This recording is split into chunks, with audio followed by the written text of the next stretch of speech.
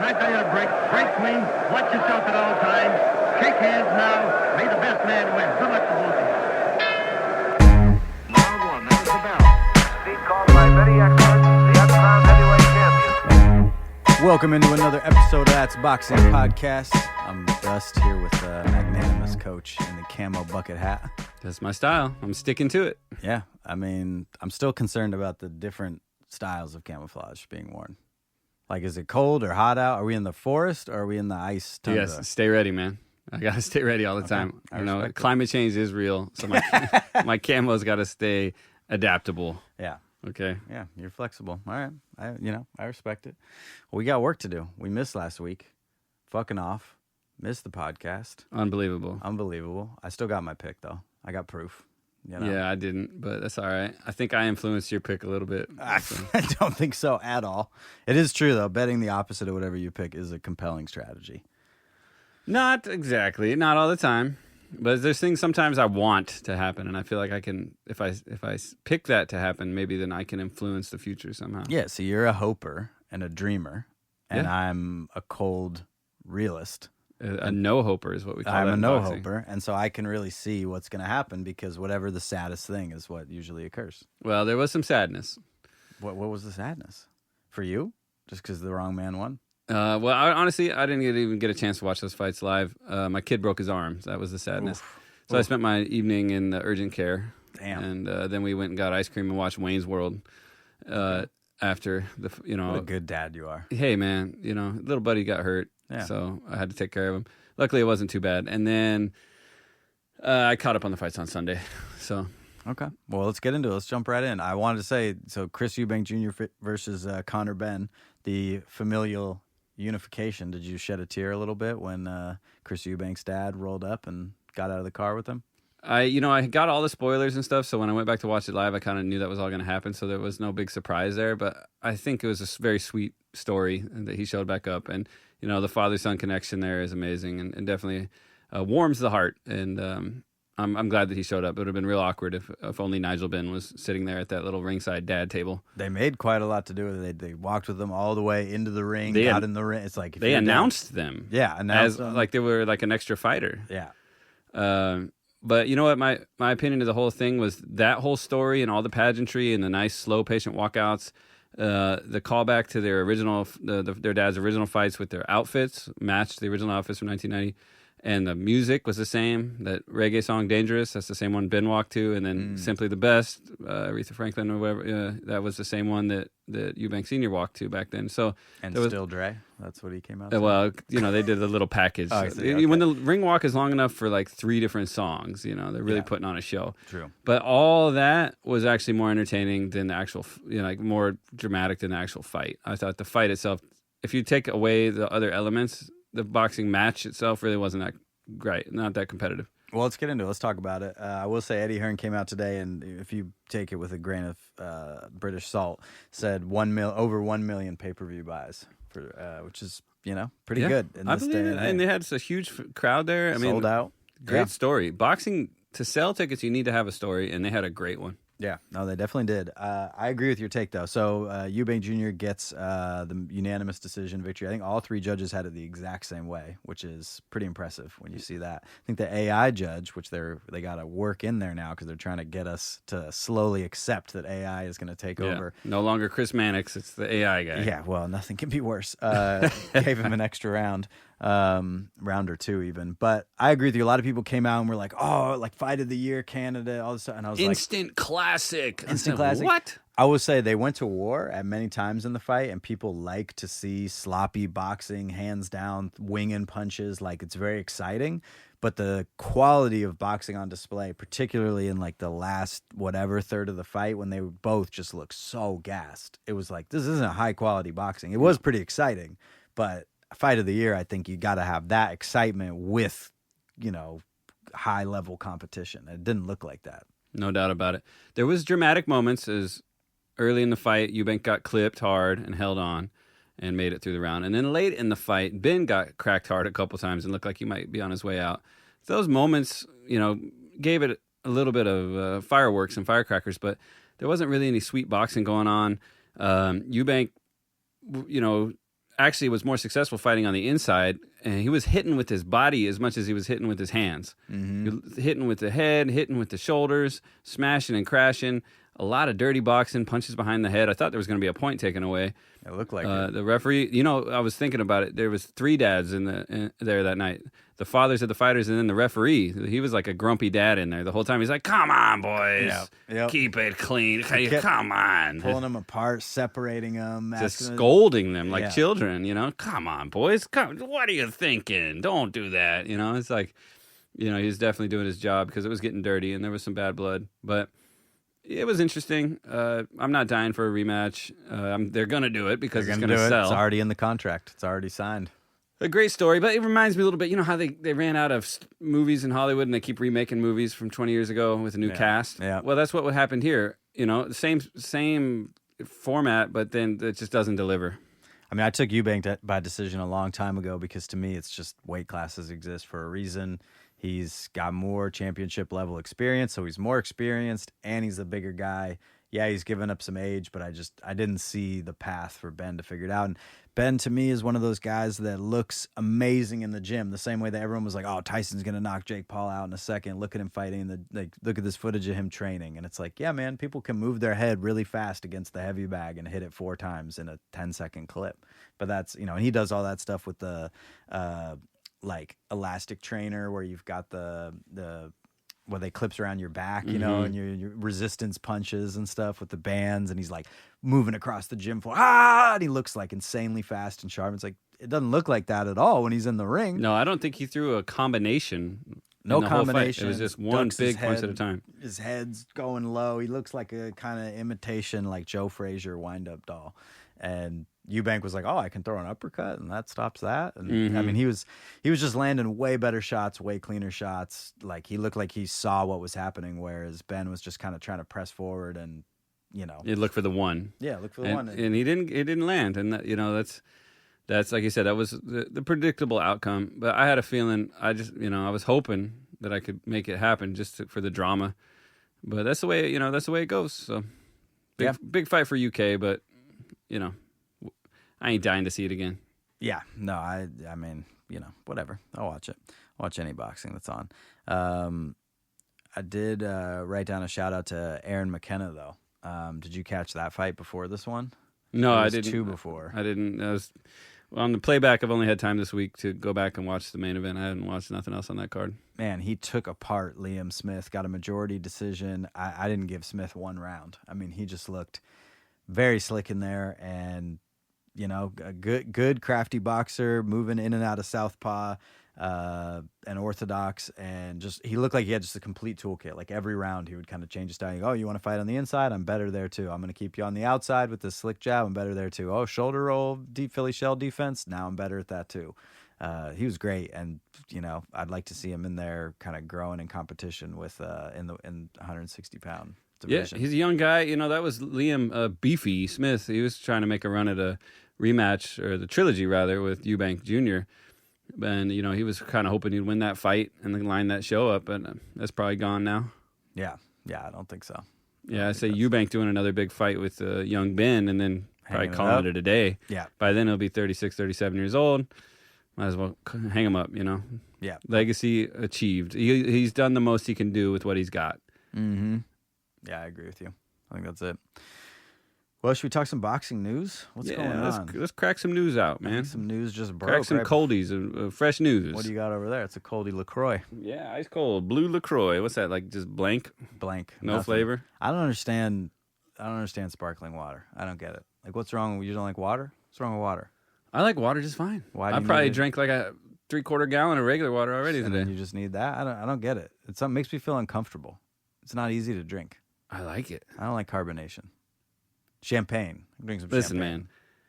man. It's for a guy, a distinguished gentleman. That's not you. That likes a canned beverage. Canned beverage? I think of all modes of drinking, a can is the least distinguished. A can makes the man. What's worse, a can or a plastic bottle? Ugh, plastic bottle is disgusting. Bottle. Yeah. It's pretty trashy. Yeah, you got to go for. I mean, plastic bottle of water is a necessity sometimes, but like maybe like drinking a Dr Pepper out of a plastic bottle sounds gross. Yeah, it's not You great. get that ice cold can. And then a can. And There's then something special about it. they brought back paper. Like, remember the paper little milk things you got in like elementary school? Yeah. But now there's water in a box, right? Yeah, box water. Box water. Yeah. Box rope, box water. You know what? I like the Liquid Death people. They're marketing geniuses. Liquid Death trips me out because when I drink it, it just doesn't feel like I'm drinking water because it's in a can. Like the mode, it just freaks me out. But it's good water. Yeah, I don't think there's any booze in there. No, but it feels like you're drinking a real beverage. Yeah. All right, we got sidetracked. Jarrell Miller has pulled out of his June fight with Fabio Wardley. You said a shoulder injury? Shoulder blew out. Damn. Too bad, huh? Damn. It was gonna be a good fight and a step up for Wardley. Who, I mean, they're gonna get somebody else. They were headlining this card, so they got to have somebody step in. Who's your dream candidate? Oh, well, I mean, I'm not available, so I guess that makes you have to do it. I don't know that I'm going right to heavyweight. No, you know who we want to see. I don't think he's got anything scheduled. He's a friend of the show. He's featured here often. Ooh, already? You want to see Kiki him? Torres. Let's get it on. He just fought in that war 2 weeks ago. Let's get it on. You want him to just jump right back in there? Come on. He's a great American hero. I mean, that would be pretty wild for him to get in there. I think that's a bit too much, though. I think he might need to train for that fight. Yeah, man. I don't know who they're going to pull up, man. They could get somebody. Definitely not a top-level guy on such a short notice, So I think only June 7th, June 8th, whenever it is. It's only a couple weeks out, or a month out. So Hrgovic. He just fought. Yeah. Moved past Joe Joyce. He's got to kind of rebuild his reputation. This would be he a good doesn't. win Yeah, for him. he needs more time. Yeah. He needs more time to turn around. Yeah. Well, that's too bad about that Wardley fight. They'll find somebody for him, but I doubt they're going to get a top 10 contender on a month's notice. No, I don't think they will. I saw Frank Warren talking about, the only thing that could pull Tyson Fury out of retirement, of course, is the AJ fight. And so then they get a Fury soundbite in there that's like, I don't know why, that's the only fight I'd come back for. I already beat Usyk twice. Yeah. It's like, you got to... He's the best shit-talking, like, delusional maniac in boxing. You think he's more delusional than Wilder? Oh, man. That's tough. No, because I believe, and Wilder's admitted that the Bronze Bomber is like an alter ego that he adopted to become like a real killer in the ring. Where Tyson Fury he was born this way. That's how he is. He's like Lady Gaga, born this way. That's what I was going to. I was going there. I'll put that in. I'll edit that in right here. I heard you pull up in the Corvette with that Pink Pony Club song playing super loud. I'll have you the record show. I was listening to Albert King, Blues Legends. Nah, dude, I heard that Pink Pony Club. It's on video. Post it. I'm gonna post it. I'll Post put the real music You're on. You're gonna see what I was really listening to. I have fantastic. You know what? When you have a convertible, it forces you to have better music taste. Because if you got some questionable shit playing, that normally you just be like, "Fuck, I'm in my head. I'm driving home. I don't have time to think about changing." You can't do that because you're serenading all those around you. Every stoplight is a performance. Yeah, you're being judged. Yeah. So I got to have the hits going. No doubt about it. Some of us don't know that, top down life. So Yeah, I mean, it's honestly embarrassing. we just over here drinking cans of water. You're drinking cans of water. Driving cars with roofs on them. I need to get a hat like yours for the vet, though. My face gets a little tan. Yeah, dude. I'm not You ready just for get that. a big ass cowboy hat.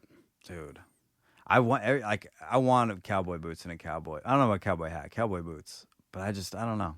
I got a nice beaver pelt hat hanging on the wall at A home. beaver pelt hat? I'm picturing like beaver. a Russian, No, it's made from beaver. It's that soft. like a Davy Crockett thing. No, there's not a beaver attached to it anymore. But it's made from. It's a cowboy hat. Okay, but it's made. I'll of wear it. beaver. I'll wear it next time. Okay, please do. Is it Yeah. camouflage? No. Other news: Fundora abandoning one of his belts in order to rematch Zoo. He's ditching the WBO title and he's getting back in there with Tim Zoo. That's a great path.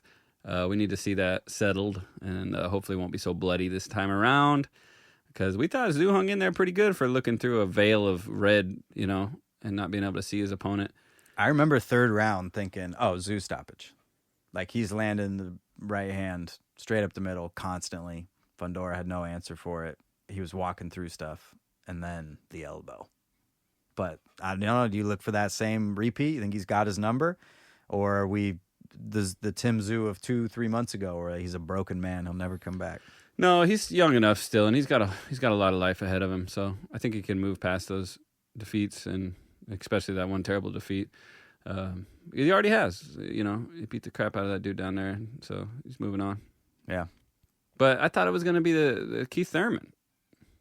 Yeah. Oh, well, I mean, Keith Thurman got hurt, missed that one. It's just kind of in and out. I really respect Fundora. Like he doesn't back down from competition, jumps in there, and he's, willing to vacate a belt where he could unify and grab another belt, but instead he just feels the need to really prove that he can beat Tim Tszyu. Yeah, that's the right career move from both men. That's a great collision course. We'll be looking forward to that one. Plus, it's a big fight in that division, so it's good. Did you see the Dubois-Usyk face-off? Oh yeah, lots of shit talking going on. It was. Did you see the push out in the middle? Yeah. That looked pretty weak, a little staged to me. Yeah, You're not trying to break his ankle, but I did see the video with the guy who came into the locker room or whatever from Dubois' team that was challenging Usyk about the low blow. Mm-hmm. And this guy has some terrible takes, and he's telling Usyk, one of the greatest boxers, definitely the greatest heavyweight in the world right now, and maybe of his generation, generational talent, gold medalist, all his accolades. You could list him for an hour. He's telling Usyk, I've watched a lot of boxing, and I know what a low blow looks like. And Usyk stands up and he's like, you tell me how? He's like, how many fights have you had? Like the guy's like, I've been watching a lot of boxing, and you were hurt. I could tell. Like, come on, man. Like, you don't know what the hell you're talking about. The thing I hate, and we've talked about this ad nauseum, but the thing I hate is that it doesn't matter whether it was a low blow. It literally doesn't matter. The ref called it a low blow.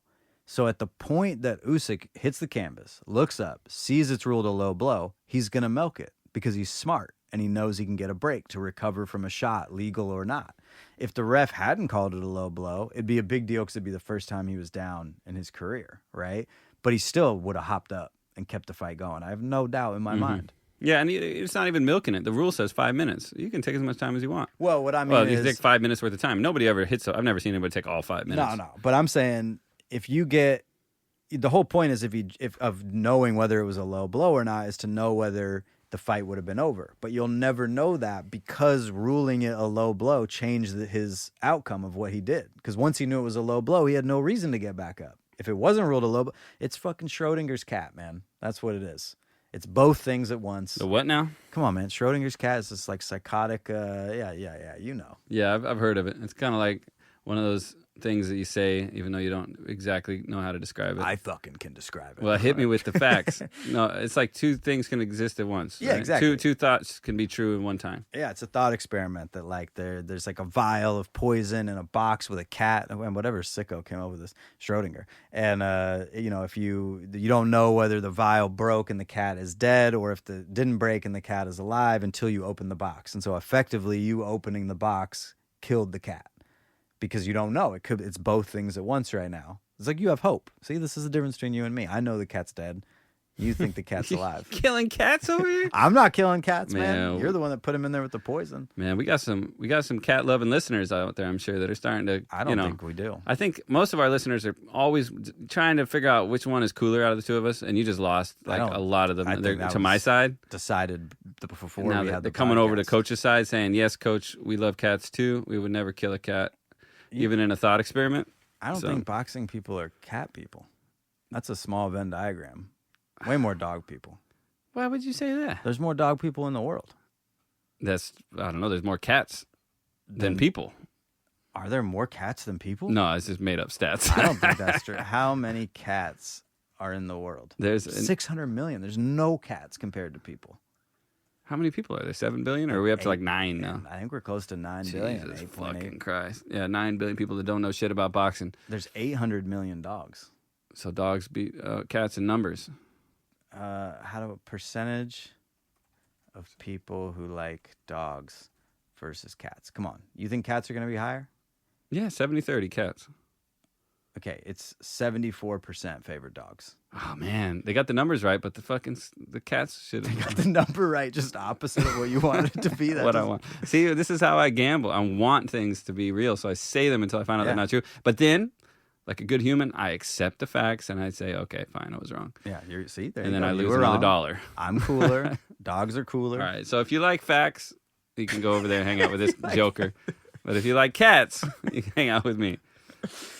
It's just because you have toxoplasmosis, man. That's what, as that slowly infects our brains, more and more people will like cats. Okay, here's another term that we're gonna need to define. You know about toxoplasmosis? Something about smelling the cat shit makes you go crazy. See, exactly. It's a bacteria, and it's in cat shit. And when you handle cat shit, it lives in your brain. It finds its way to your brain, and it stays there forever. Once you have it, that's it. You have it. Like herpes, like in herpes. your brain. Yeah, you know a cat lot shit of, herpes. You know in something your brain. about that. And it Hold up now. and it listen to this though. This will blow your mind.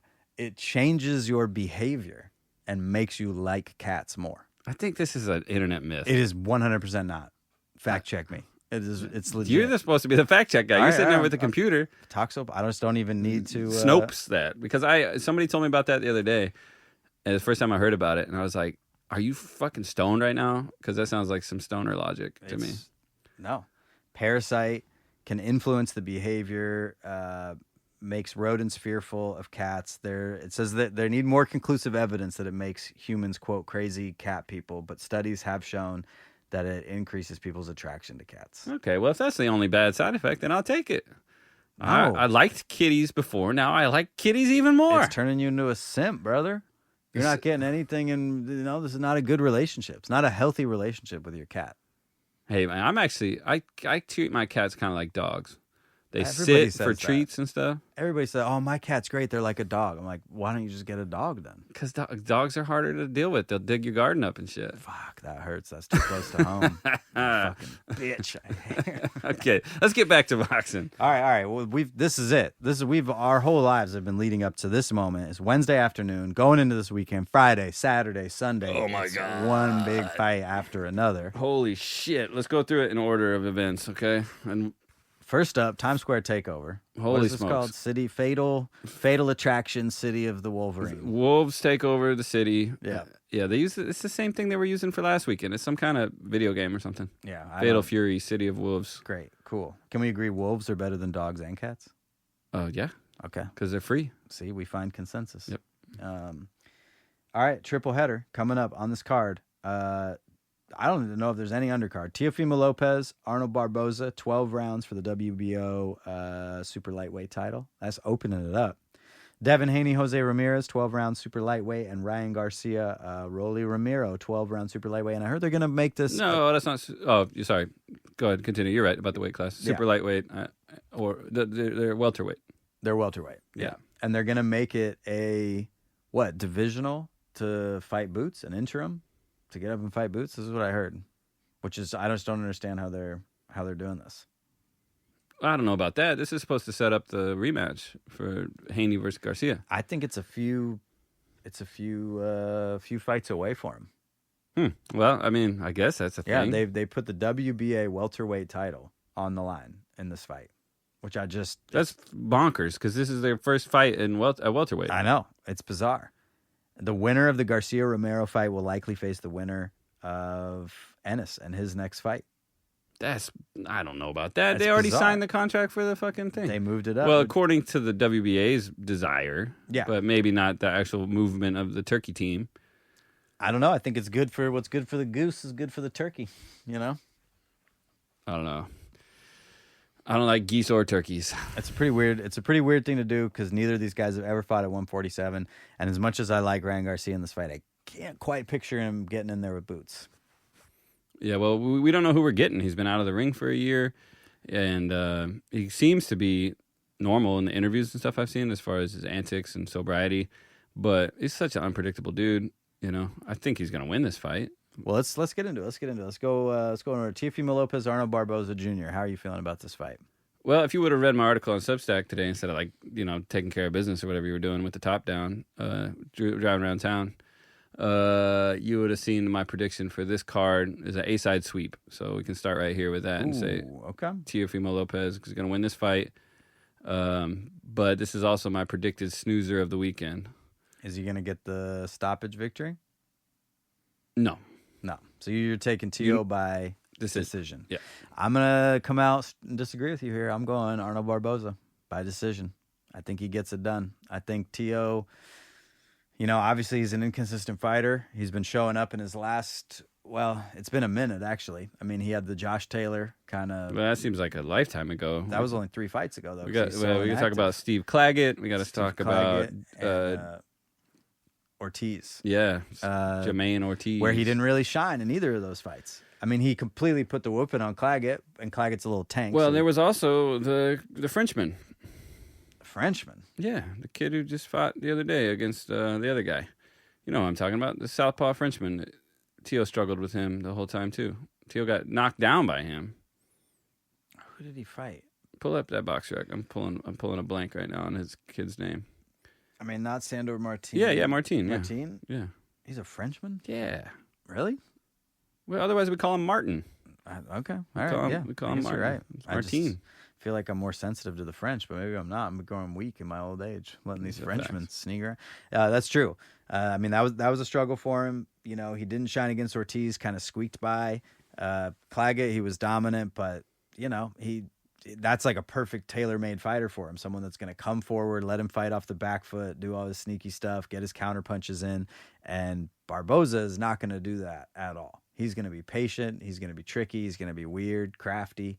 I thought Catterall had the skill to do it as in a funny way, a similar style to Tio, where he likes to be off the back foot, have the low lead hand, and do a lot of counter. And he just couldn't figure it out. It was a split decision, but you know, he pulled it off. And I don't know. I just think Barboza has what it takes to beat a Tio, make Tio come to him, and Tio never gets in a rhythm. And I could just see him not being able to do it. Yeah, that the potential is there, but I think Lopez has a history of coming out on top even in close fights. I think this could be a close fight, going to be maybe a boring fight with Lopez chasing and not doing a lot against an evasive Barboza, who's using the ring nicely, and like he did when he won that title. You know, he used the ring all night. He didn't engage. He backed up and circled. And if you do that against the wrong guy in the wrong rhythm, you can lose a really close fight. So I'm picking Tio by a round or two, really.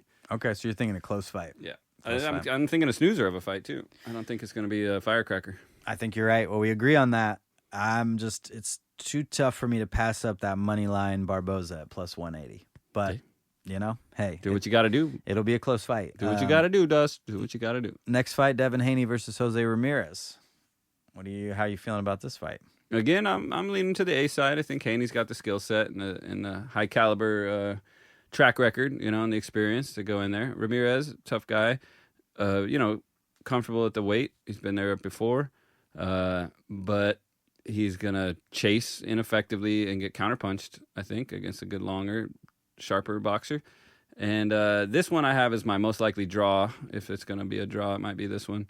If Haney doesn't perform, but A side leaning for sure. How you seen it? Yeah, I see it the same way. I was thinking about Devin Haney's going to go out there and knock him out in the third round. Yeah, he's just been, no. He's going to get his revenge. Yeah, I don't.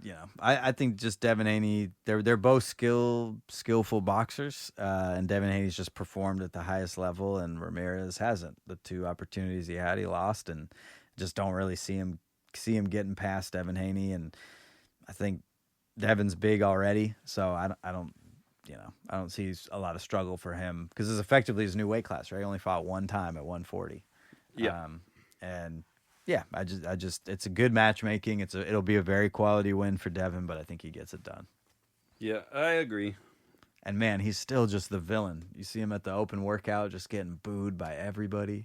Yeah, this is his chance to get a good win that puts him back in the public's adoration, but I don't know. It might take years and years and years. But I don't know if he ever will. He can. I mean, ever since you beat, I got air quotes going here, folks, Loma, and made the old man cry in the locker room, I never forgave him for that. Is that why you think people hate him? One of the reasons I don't like him. My homie asked me, he was like, "Why do people hate that guy?" And I was like, "Well, could be his dad. Yeah, his dad's antics, and he's a talker. Yeah, but Tio's dad's a talker. Like, why don't people hate Tio? I haven't seen Tio's dad in the build-up for this at all. He's been there. He was getting in it with Bill Haney. Oh, yeah. Those guys should fight. Yeah. That would be crazy. I'd watch. That's a million pay-per-view buys. Definitely. Dad boxing. I got Bill Haney, though, all day. Who's the best boxer of all the boxing dads? I mean, who could handle themselves the best, do you think? Well, shit, I don't know. I'd have to go through and find like all the former champions. That Yeah, because became like right popular. now, Vargas, his kids are fighting, Right. Yes, he's only like that. Who and actually he's boxed. probably still got those fucking. He's still got the punches. You know, he might Yeah. not have the body anymore, but he's got the punches still. Yeah. A lot of his other dads are not former world champions, and his kids, they're not world champion level yet, but they're gonna get there. Emiliano is definitely on his way. So let's see what so Haney is a minus 1,200 favorite. So there's no value betting on Haney money line in this fight. You think it's easy decision? Yeah, I think it's a clearer decision. I don't think it's gonna be a close one. It's still minus 390 for Haney by decision. The over 10.5 rounds is minus 750. Damn. That's but it's kind of a lock bet, to be Yeah. honest, even at minus 750. But I'm going to go ahead and take Devin Haney by decision at minus 390. All right, I like that. I we're- agree with you on that one. We're building our little bet sheet. So far, we both got that one right. You got the first one wrong. I got that one right. What it takes, man. You know. Let's get into the headline event. Ryan Garcia versus Rolly Romero. How do you see this one going down? This is going to be, I won't call it fight of the weekend because fight of the weekend is kind of like fight of the year. It implies like high level boxing. But this could be entertaining fight of the weekend just because of the Ryan Garcia element. Mixing with the Rolly Romero-ness of the whole thing, it's just going to be there could be some really crazy antics happening. I wouldn't be surprised if there's some kind of disqualification, the way both of these guys like to dirty box and do weird things that most boxers would never do. You know, turning your back a little too much, using your elbows a lot, you know. Mostly speaking of Ryan here. Yeah. Well, and Romero he gets his elbows up there a lot. Does he? Yeah, he defensively flares his elbows a lot. He does. Yeah, he does do that. I feel like I never see him get scolded the way that every Ryan fight recently is like Ryan is too good amateur pedigree to be doing the weird shit that he started doing in the ring. And he was proud of it. Somebody confronted him in an interview about the shoulder roll, and he's like, "It works though. Tell me it doesn't work." And it's like, it doesn't work. It's doesn't. weird as hell, and it's not, you have no offense off of it. It's basically like stopping the fight, and eventually you're going to lose a point for it. So what? I think he lost a point for hitting after the bell in the fight with Devin. Mm-hmm. But yeah, he's going to start losing more and more points. It's just such a weird habit to develop this late in your career. You know, like, I had tons of amateur fights as a Golden Gloves champion. Then I turned pro and had all these great wins. And then I decided to start fucking off and like doing this. Okay. Yeah. You know, I've met some people in the gym that get pretty creative with their training. I usually start our workouts with shadow boxing, and I always remind people, don't get creative. Let's master the basics. Don't make up a new punch. No somersaults. No somersaults. No pirouettes. No spinning. Nothing weird. Just box. Yeah. But I don't think Ryan Garcia is receptive to that style of coaching. Well, I'll say Rolly only knows how to lose one way, and that's by stoppage. The hard way. The hard way. So The hard, painful way. Did you hear they were interviewing him for this? That was pretty funny. Like, all right, so of all the fighters you've been in the ring with, who hit the hardest? And you know who he said? Oh, the old man. My boy Barroso. Yeah. Credit got to him for robbed. being honest. I mean, that's what I like about Rolly. He is honest. But is that honest, or is that it's just the funniest thing to say? Well, maybe. I just appreciate his humor. He's hilarious. He's hilarious. I think he strikes me as some dude that's like, this is nuts that they're just giving me these fights. You know, like he came to boxing late in life. He had a good run, a lot of knockouts. Like, he's exciting to watch. He talks a lot of shit. He gets the Tank fight mostly because Tank is someone that just has to cull the ranks to find people to knock out, right? And pull him up from lower weight classes. And he loses. Then he gets the Barroso fight, absolutely loses that fight, gets a gift from God, stoppage. Yep. Then he gets in there with Isaac Cruz, who we've learned since then doesn't punch, cannot throw a punch. And he gets absolutely rocked and devastated. And then somehow gets another opportunity, gets a decision win, and now gets back in with Ryan Garcia. It's just like everything is a gift for him. He's just making so much money. Yeah, well, like I said earlier about Ben and Eubank Jr., you got to have a story to sell a fight. This guy can sell a fight. I mean, they put Rolly Romero versus Ryan Garcia over Devin Haney. Devin Haney is the guy who won, supposedly, in the fight that never happened. I mean, he lost. He won in his losing. You know, and they put him at the top of the bill because it's the most entertaining fighters. Yeah. You know, in and out of the ring. Well, and you just need a warm body in there with Ryan. Pause. And and enough of a name to give it value. Exactly. And that's where he's like enough of a name. I just wonder, like, at some point, do you lose too many times and then you're not like, why not get Kambosos for this? He's the guy that beat Tio. Put him on the card and have him like, I don't get it.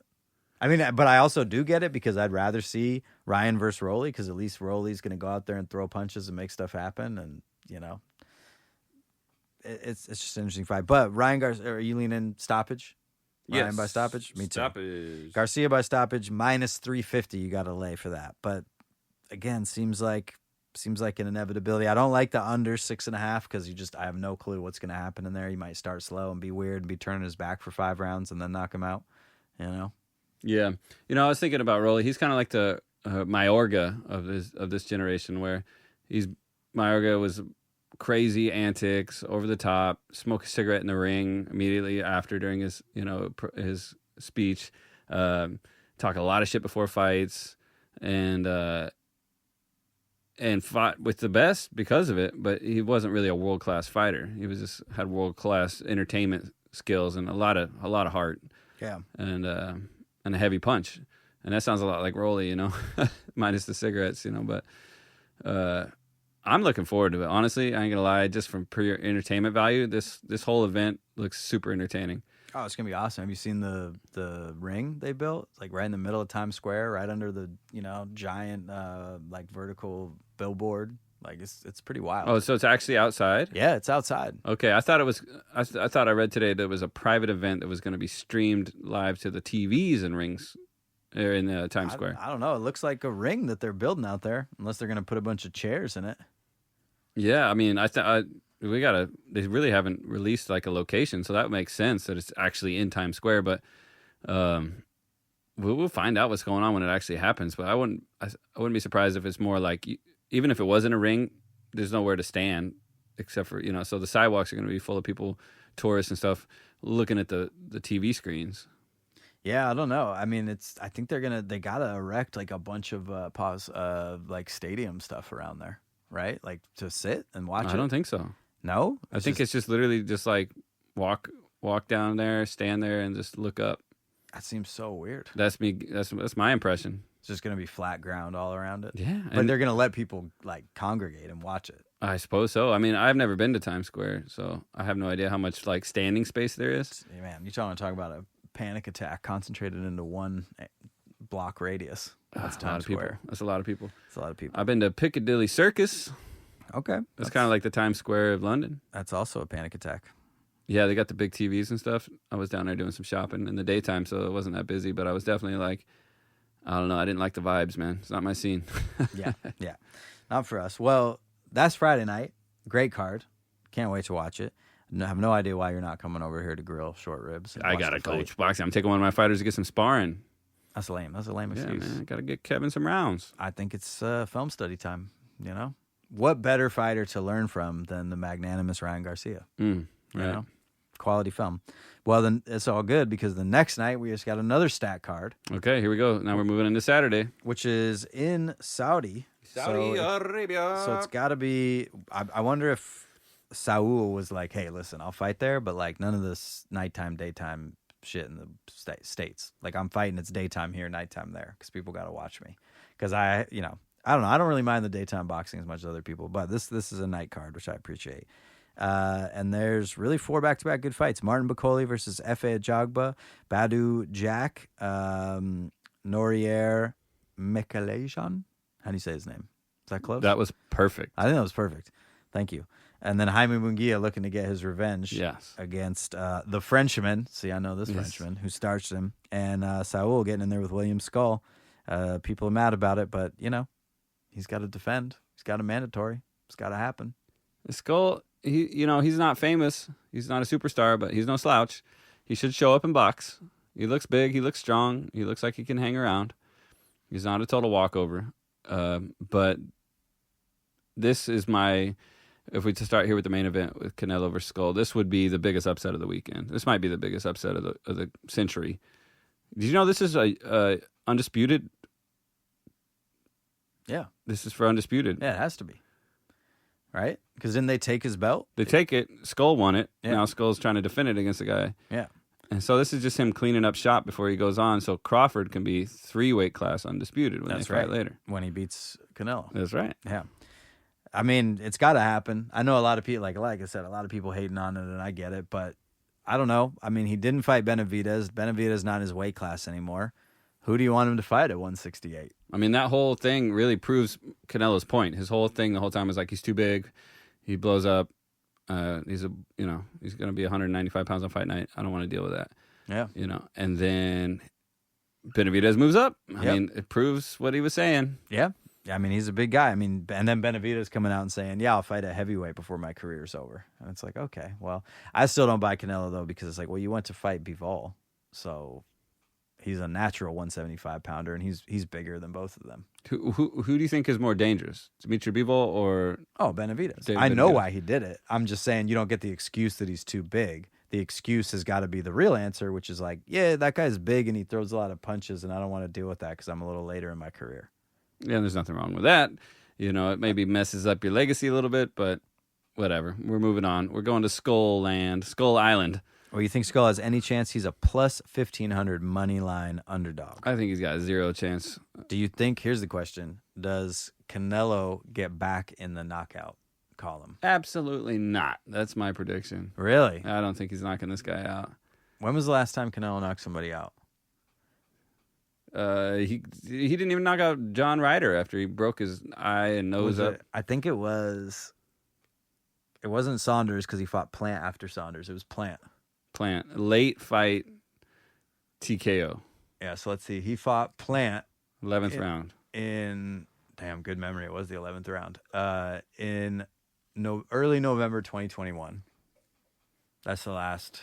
Since then, it was the loss to Bivol, the UD win over Golovkin, UD Ryder, UD Charlo, UD Munguia, UD Berlanga. Yeah, so that's why I'm saying no KO here.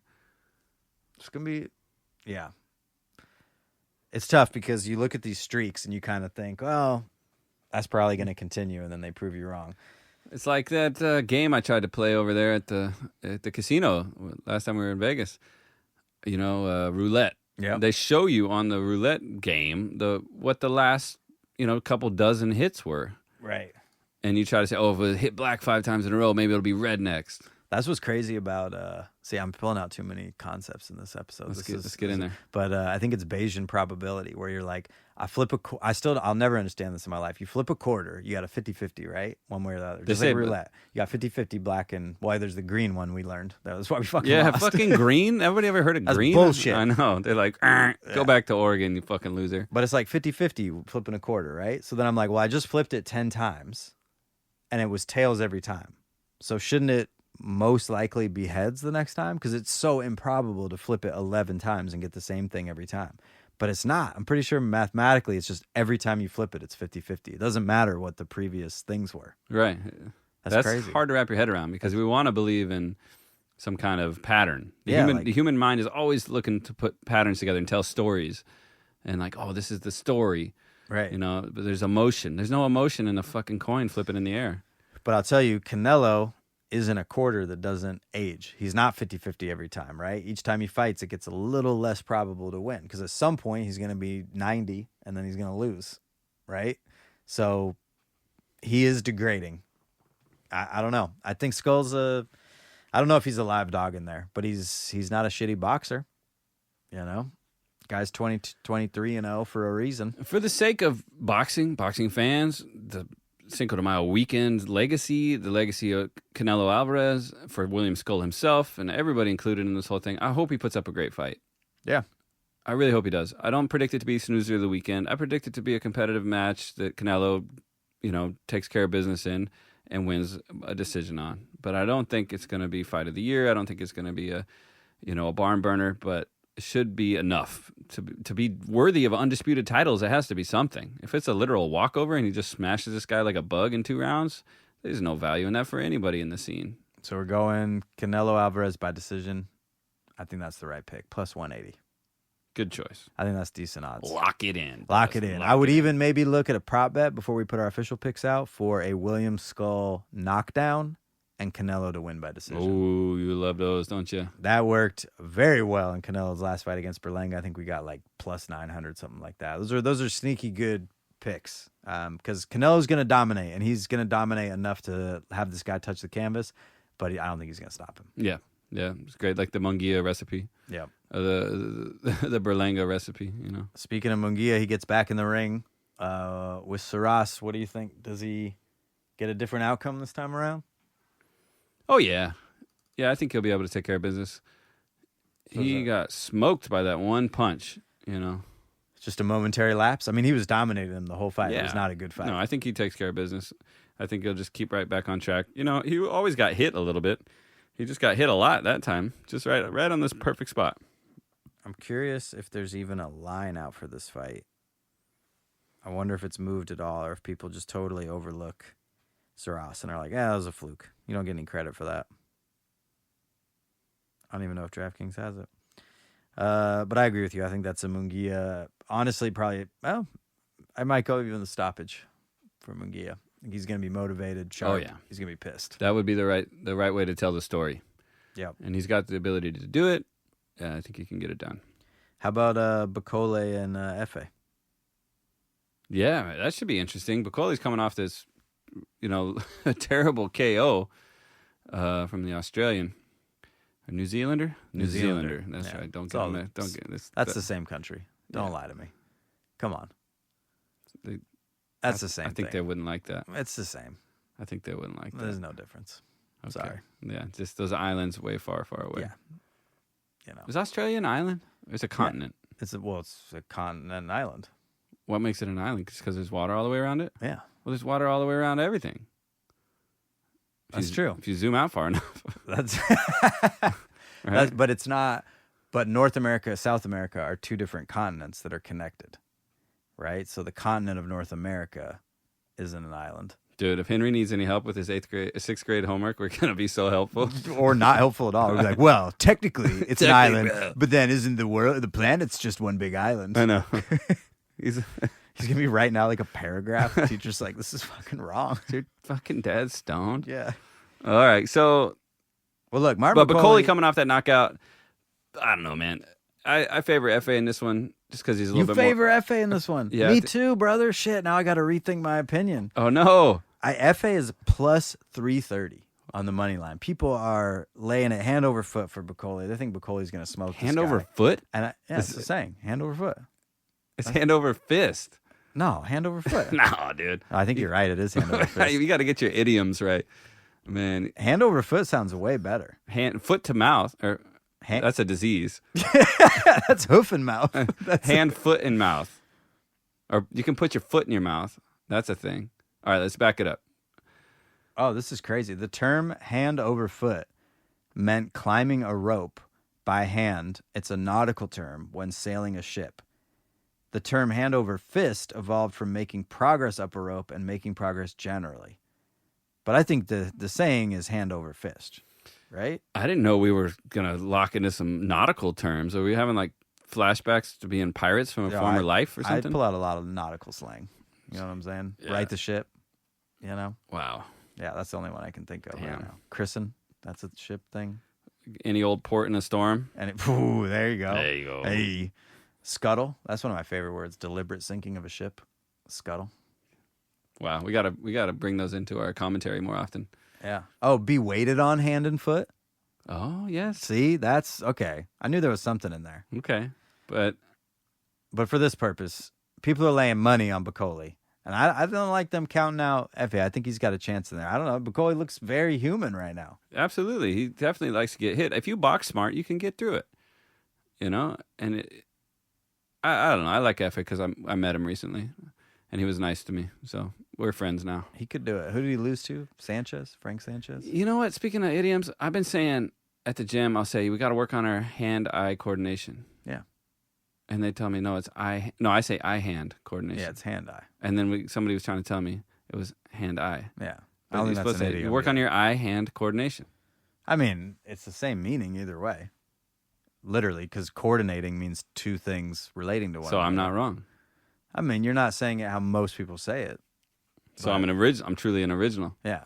You know what I think it's the bucket hat camouflage ink is seeping into your brain.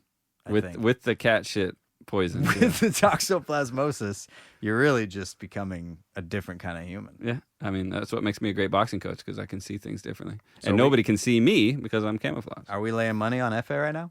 Plus 330. I think that's the move. I like it. Damn, I like it. Fuck, we're gonna lose because you like this, but I think it's good. All right, and then it's not even over. We've had 2 days. That's Saturday. That's Saturday. Take a nap, Recuperate. maybe sleep all night if you're lucky. Yeah. Wake up in the morning, go for a hike, and get some fresh air because you've been watching too much TV. Yeah, you're a piece of shit. Do a Get little outside. workout. Yep. Eat a salad. Mm-hmm. Quit drinking Modelo's. Yep. Cinco de Mayo party's over Mm-hmm. because now we're going to see the monster in Vegas. The monster. First fight outside of Japan, right? No, he's been here before. He's back. He was here in 2021. What? If you would have read my Substack article I don't on read That's anything. Boxing's I don't read anything that fucking you publication, only thing keeping this podcast afloat. Inoue fought in the States? Yes, sir. Google it. Come on, fact check. I'm fact checking. I'm not seeing it. Oh, you're right. Damn. Yes. Oh, he fought twice. Yeah. There's a big narrative that he never fought here, but it's not true. He just never fought anybody famous here. So when he fought here, nobody really paid attention. Did he headline those cards? I don't know if he did. That was a while ago. It was before he was Ascendant. It's really interesting. All his fights are in Japan for like ever. And then randomly he fights in Carson. It's like, how did that happen? And then he fights in Glasgow. Which is really, well, I won't shame Glasgow. Some fans in Glasgow. Shout out Scotland. And then he gets 2 in Vegas. I completely forgot about those fights. Yeah, Jason Maloney. All right, well, he's back. He's back in Vegas, headlining. Yeah, What do you think? This is exciting, man. I think this is going to be a potential fight of the weekend from a skillful level. Okay. I think, the kid always shows up. The monster always shows up. Even when he gets knocked down, he gets back up and dominates. And this opponent, Cardenas, is on a 14-fight winning streak, holds the North American super bantamweight title, legitimate contender. This isn't just a no slouch, It doesn't have a name that inspires a lot of excitement. It's not like he's in there with Bam or somebody all of a sudden. But this is a good fight, and I think it'll be entertaining. But I think it will be a strong finish and a true finish from the monster. What do you think, in a way, money line? What do you think he is? How favored? I don't know, 350 or something. Minus 5,000. Whoa, 5,000? 5,000. In a way, by KO is minus 1,000. Damn. That's brutal. I mean, that's what I was just saying was going to happen. That's what most people think is going to happen. In a way, knockout. That's a bad fight. Was there any over-under value or anything here? Let's see. There's some round betting props if you think you could pick the exact round. Let's see. I don't know. Exact round, I'm thinking mid-fight, 5 or 6. So you could go 4-6 for plus 175 or 7-9 plus 280. I was looking for a knockdown, like more than over under on knockdowns, like more than 2 knockdowns. That's a good bet for this fight. See the guy being tough, getting knocked down 1-2 times and then stopped. We'll have to dive into this one a little bit and try to find some good little prop bet, because nothing's jumping out here. This looks like a one-sided monster destruction. Well, we'll see about that. That's what you think. That's what you think's gonna happen. Yeah, but I think it'll be entertaining. I don't think it's just going to be a one-sided beatdown. I think it's going to be earned. I think he's going to earn it. Right. Okay. I want him to earn it. I like that. Also, It's for the undisputed. You know, like, again, it's the second undisputed fight this weekend. Nobody's even talking about that. Undisputed is starting to lose its glory when it's not like a super challenger. You know what I'm saying? Well, the problem is they keep taking belts from undisputed fighters. That's the problem. Is like, I bet if you asked most boxing fans, like slightly above casual, who know what undisputed means, they're gonna say Canelo's undisputed right now. They're not gonna realize they took the belt from him and he's got to get it back. You're supposed to beat the guy. Yeah. To take his belt. Yeah. But anyways, he's coming in with all of them, and he's going to leave with all of them most likely. But that gives this guy a once in a lifetime opportunity to really shake it up. And then you what? said This his first title fight, right? His first undisputed? world title, yes. That's crazy. Yeah, he's got a North American title, and he's had a lot of fights. And he's beat some undefeated fighters, but I mean, talk about a step up. Well, we're fighting right before them, Rafael Espinoza, Yes. who I love watching fight. Is he? Do you think he's the tallest, lightest fighter, or do you give it to Fundora? I think Fundora is taller. Well, he's taller, but he fights at 154, so you got to like balance him out. Oh yeah, height to weight ratio. Right. Yeah, he's a 35er. Like how Rafa? tall is Fundora? He's 6'3". No, he's like 6'8". What? Is he that tall? Yeah, no, he's a freak, man. I don't think he's that Fundora the freak. They should have called him. Freaky tall, slender man. tall. I don't think he's that tall. Dude, get your facts right. 6'5". Yeah, that's what I said. Yeah. So that means he's 77 inches. So Pause. Divided by. Wait. This is important. This is important. We got to dial this in because we need to know these ratios. 77. So 154 divided by 77. 2. I should have been able to do that math in my head. And Rafael, It's just a solid 2. I was like 2. That's not right. How could it be an even number? And Rafael Espinoza is 6'1", so that's 73 inches. And what does he fight at? 135.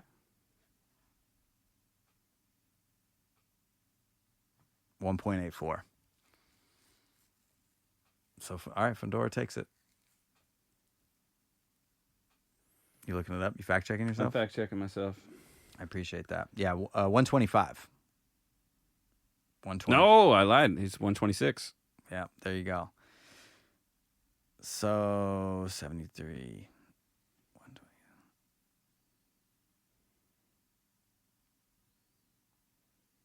We have to edit this out. All this math. It's No, terrible. dude, we're gonna leave it in. This is not good. Everybody's listening right now in solid suspense. Everyone knows how bad. It's still 1 point. It's still 1.7. I think we're supposed to do it the other way around, though, right?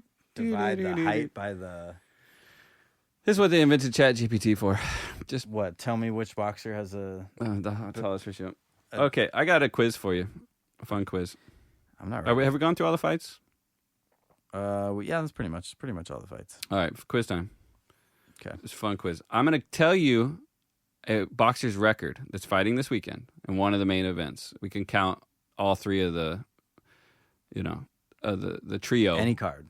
on any of the card this weekend. Okay. Okay, of any of the main event, not just the headliner. Mhm. Okay, and then you got to guess what fighter holds this record without snooping and snoping. Okay, let's go with 20-1 with 13 KOs. I'll give you 10 seconds. What? Okay, can I look at the list of fights? No. I don't have the record. I don't have the record. You know who's fighting? All the guys we just talked about. 8 and 10. Jose Time's up. Ramirez. Wrong. No, because he has 2 losses. That's Teofimo Lopez. All right, next fuck. up. I should have known that one. What Forget fighter Teofimo. holds this record? 62, 2, and 2 Canelo. with 39 KOs. Come on, brother. Okay, now can you tell me who those 2 draws were against? No. Golovkin. Oh, just kidding. How about this guy? Who's his second draw? Golovkin, and then who's the other one? Probably earlier in his career. Yeah. Nobody knows about. All right. How about this guy? 19-1 with 14 KOs. 19-1 with Oh, it's not Garcia, because that's not enough KOs. Who has a loss? No one has a loss. Jose Ramirez. Think about the other cards. Give it 3, 2. Oh. Time. Oh, I didn't even have it. F.A. Ajagba. F.A. job. 2 more. This is a terrible game. I don't like this game because I'm not winning. Okay, I know. I finally got you something here. Who is... You're going to love this one. 24, 1, 0, and 1. So they have a draw, but they're 24-0. No, 24-1-0-1. Jeez, I mean, it's got to be. I don't even know how many of those dashes are. What's the? This Is there who- no contest? Is that? I mean, it's either it's Devin Haney. No, that's Garcia. But there's no loss in there. Oh, because he lost. It's to never Tank. happened. He lost to Tank though. He's got to have a 1 in there Yeah, somewhere. yeah. I said the 1. But you said 24-0, and the next one is the loss. Win, loss, draw, no contest. 24-1, 0-1. Oh, okay, I just missed it. Okay, I was like, there's okay. no I had to double losses. check. Yeah, I mean, it was one of the two of them. Okay, and then let's just wrap it up there. That was fun. That was I good. thought I could get you with the 4 categories of a record. That was pretty good. Pretty fun. Pretty fun stuff. Mm-hmm. All right, well, let's go through the usual. What is the fight of the weekend? Well, if you read on my Substack, I already put these out. But fight of the weekend, Noya Inoue. Okay. Ramon Cardenas. Ramon Cardenas. I'm just gonna be a casual, and I'm just gonna say Garcia Romero. It's just like it's impossible for that to not be like a crazy weird. So fight. this came up at the gym when I said, and this is why I kind of changed my definitions. I think that will be entertaining, but will it be the most skillful? Honestly, the most skillful fight is probably, if it's not a snoozer, it's gonna be Barboza Tio, because they're both very high skill boxers, and they're gonna or Haney Ramirez. Like, Haney Ramirez is a good fight. That's going to be good. You're going to see good boxing. Yeah, I hope so. Yeah. They better show up. Yeah, because no one's getting knocked out. Who's the most likely to touch the canvas? Fucking Rolly Romero. Rolly Romero more than Skull, more than Cardenas? I think Cardenas is the most likely to touch the canvas. I gotta go with Rolly on that one. Really? Okay. I mean, listen, they're both, it's almost 100% likely, pretty much. Pretty much. I don't know. It's kind of possible that Rolly would get TKO'd and like somehow not touch the canvas. Like Ryan hits him so fast. Let's just call it frozen. Most likely to get disqualified. Oh, Ryan Garcia. No question. He could get disqualified before the fight. He just pee in a cup and get disqualified. What are your other ones? Snoozer? Oh, Snoozer. Yeah, snoozer. We already know Tio. Yeah, could be. Tio could really put on a snoozer. That could be a snoozer. For a guy named the Showman to be most likely snoozer, that's pretty rough. Yeah, and then we got the what would be the biggest upset, but it's the least likely to happen. It's definitely Skull. Skull. If Skull wins by KO. What's the line on Skull winning? Is it deeper than Cardenas? Because Cardenas was or rather, Noya Inoue is favored more than Canelo is favored. Okay. So there's more money on a Cardenas upset? You make more. Well, let's see. Like what's the William Skull plus money on William Skull? Skull is plus 1,500, but this is what I love. William Skull by KO plus 2,200.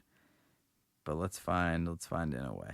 Yeah, let's see what the plus money is for Cardenas. So plus 1,500 for Cardenas. Oh, so they're equal. Skull's even but Cardenas by KO plus 2,500. Yeah. So a little bit more for they're just massive underdogs. Yeah, well, both of them. Hopefully they show up and make a good effort of themselves. You don't have to be the A side to be, You don't have to be the A side to be legendary. Damn, this guy's got hot bars, folks. That's some shit that you would see like stitched into somebody's starter jacket. And you'd be like, you gotta never wear that again. That's awful. That's like in my high school yearbooks. It's like too good to be + forgotten. Damn. Did you get that? I think about getting that tattooed. Yeah.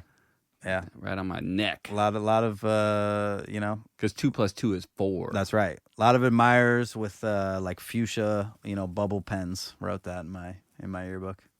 Back in the glory days. Back in the glory days in the 90s. Damn, dude. Well, what a fucking glorious weekend we have coming up. It's gonna be great. So I'm gonna miss the fights live on Friday because I'll be at the gym. Because you're a loser. But I'm taking my fighter to a gym that said they got a TV and they're going to be playing the fights. On Saturday or on Friday? On Friday. Okay. So I'll be on bad. the rope saying, throw the jab when I'm watching TV over You'll my be shoulder. like, not you. Yeah. Right. And then, but I could probably catch most of it live when I get home because I'll be home by like 8 o'clock. Yeah. There you go. Then we got Saturday, the Canelo show. I really haven't made any plans, so I'm just looking forward to that, Tacos, brother. Yeah, man. I'm trying not to be eating meat. You know what I'm saying? I'm trying to be vegetarian. What's wrong with you? Vegetarian and gluten-free. Because you're thinking like, man, I've won 2 fights. Let's try losing one. That's like what you're thinking? No, man. No, I was out riding my motorcycle the other day, and I was out in the forest, and then I went out to the fields, and I went out to the countryside in El Campo, and I see these cows, man, and they don't look like hungry. anything. I don't want to eat that. Really? I don't want to eat that. Interesting. Doesn't look like you should be eating that. All right, I respect that. And I'm thinking I'm not gonna never eat meat, but I'm just gonna try to be more ethical about what I eat. It's good. It's good. And then I throw down this gluten free as an experiment just for like this last week. It's fucking hard, dude. There's a lot of gluten out there. A lot of gluten. A lot of gluten. But I mean, I've gone through long periods where I just like cut out basically anything processed. So I'm basically only eating like meat, fruits, and vegetables. That's it. Because everything else is fucking gluten in it. If you're eating pasta and tortillas and shit, bread and shit that's all like pressed, and I don't even know. If I don't know how they make it, like I get conceptually how you make a tortilla, but or like bread. But like I never made bread. and there's so much stuff that just holds it together. Pasta? How are you making pasta? I got a gluten-free muffin at a coffee shop.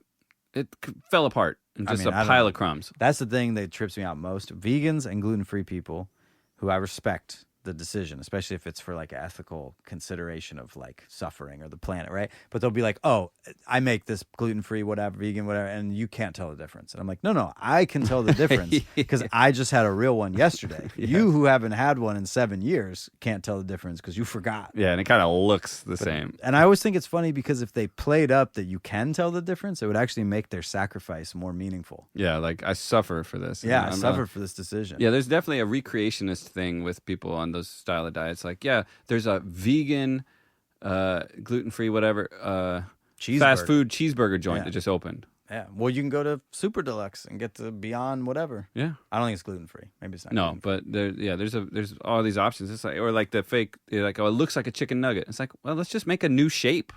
Yeah. Let's just make a new thing. Yeah, just get out of the box of recreating. But it's just because people are like habituated to like that's what food is. It's like that. Yeah, it's not like the chicken nuggets were anything good anyways. It's all as far as the shape of it. It's just So like how are you hitting your protein? protein powder. Okay, so you're just substituting. So you're not going vegan. Not But yet. you got that way. Not yet. Yeah, I'm doing it. I'm doing, yogurt and I have a little cheese and stuff. Okay. But All right. we'll see how far I go down this rabbit hole. We'll check it back in. Every episode, we'll do a test on how big the bags under your eyes get, how sunken your skeletal frame looks. Bro, I'm fucking getting strong. Yeah. I'm getting swole up. I'm doing that workout program you told me. Yeah. Lift where you until lift more fail, weights. bro. Lift heavy until you fucking fail. This is the thing, listeners. You talk to a boxer about their lifting routine and you tell them like, yeah, you should lift heavier weight each time. And they're like, that's fucking revolutionary. You're like, In boxing, Jesus. we don't throw a heavy, like we throw the same jab for like 15 years and then one day it's like, oh, it's a really good jab now. Yeah. And this, I was, I went through with my shoulder and shit. I was doing a lot of corrective, like, whatever, movement, range of motion exercises. But now I'm cranking some serious iron, partner. What do you got? You benching? Fuck, no, I don't even know how to do that. Let us know some numbers. What Dude, are we I doing can't right do now? bench press. Here, let's see if they can hear this on the mic. Oh my God, I heard it in here. Jesus. That's my elbow. So if anybody gives me shit about not doing Oh my God, that was terrifying. that's just me flexing my elbow. Like, I don't think you need to be in Here it comes again. Don't do it again. here it comes again. All right, listen.